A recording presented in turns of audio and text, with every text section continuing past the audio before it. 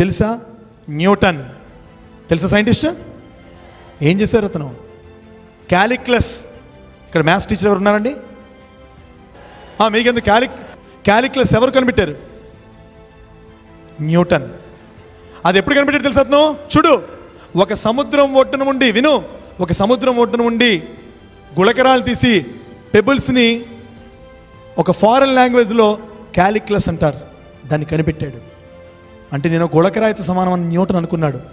ప్రాబ్లమ్స్ని దాటాడు.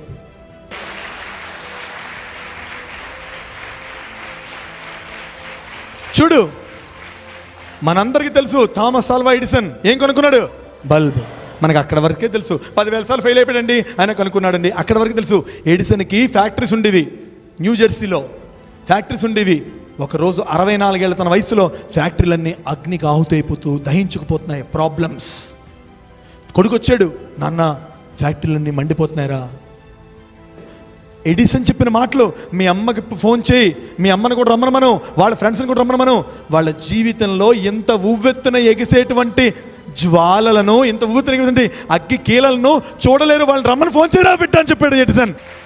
కాబట్టే అద్భుతమైంది నాన్న వాళ్ళ జీవితం అంటూ సాయంత్రం న్యూయార్క్ టైమ్స్ రిపోర్టర్ వచ్చి మూతి ముందు ఇలా మైక్ పెట్టి, సార్ మీ ఫ్యాక్టరీ ఎంత బూడిదైపోయిందంటే, నన్ను నేను ఫ్యాక్టరీ రూపంలో ఏవైనా తప్పులు నా చేసుంటే అవన్నీ బూడిదైపోయి రేపటి నుంచి మళ్ళీ మొదలు పెడతా.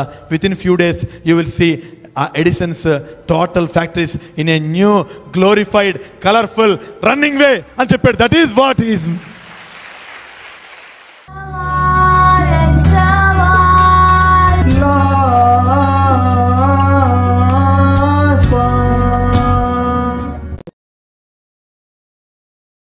Like this video, share this video and subscribe to Lhasa Foundation YouTube channel and click on the bell icon for notifications.